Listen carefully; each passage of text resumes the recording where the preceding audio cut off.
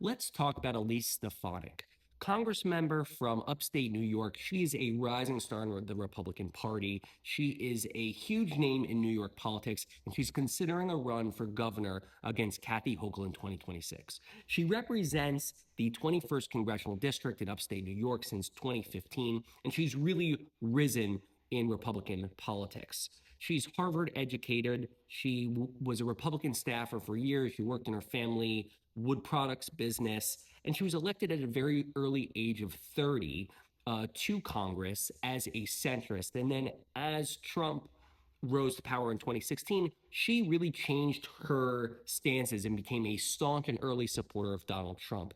That has paid huge dividends for her in her political career. She rose quickly in the House over the last 10 years and became the part of Republican House leadership as the chair of the House Republican Conference, which leads the Republicans' efforts on strategic initiatives, communications, and the legislative agenda.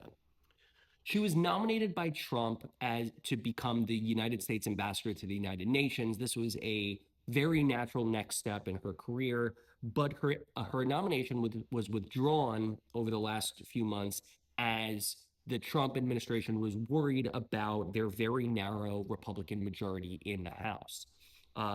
Interestingly, in the last few days, Elise Stefanik has blamed Speaker Johnson, not President Trump, for her withdrawal, which makes it seem like perhaps she wants to keep open the idea that she might challenge Speaker Johnson in the future. Also, her political fortune is tied to her loyalty to Donald Trump, so she was never going to criticize Donald Trump.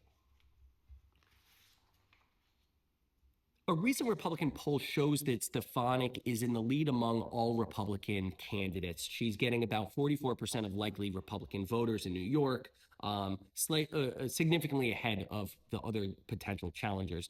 She's been criticizing Governor Hochul on taxes, crime, and immigration, blaming her for a lot of the state's challenges. And she's using her strong fundraising capacities and national profile to really launch her campaign.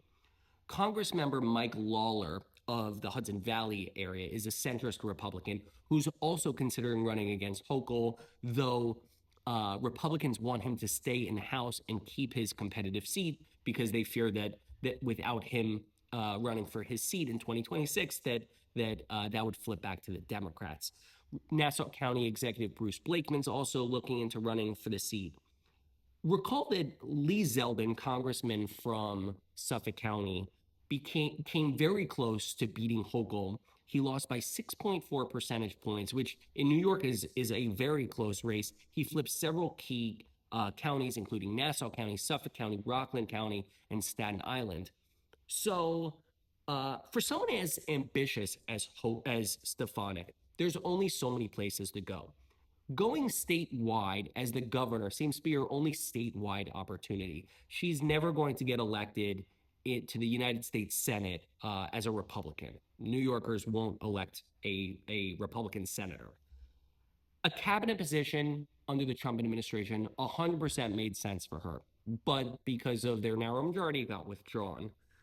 Perhaps she wants to stay in the House as leadership. Maybe she wants to challenge Speaker Johnson and maybe become a future Speaker of the House. That's a possibility for her. Otherwise, there's only so many places for her to go. And right now, Hochul is really is vulnerable. Stefanik has a shot. She's going to have to moderate. She's going to have to explain some of her Trumpian positions. I'm thinking about her answer for the big lie on the 2020 election and whether it was stolen or not, the SALT deduction that she voted for to repeal. She's going to have to moderate her positions. But right now, Hochul is vulnerable and Stefanik has a real chance.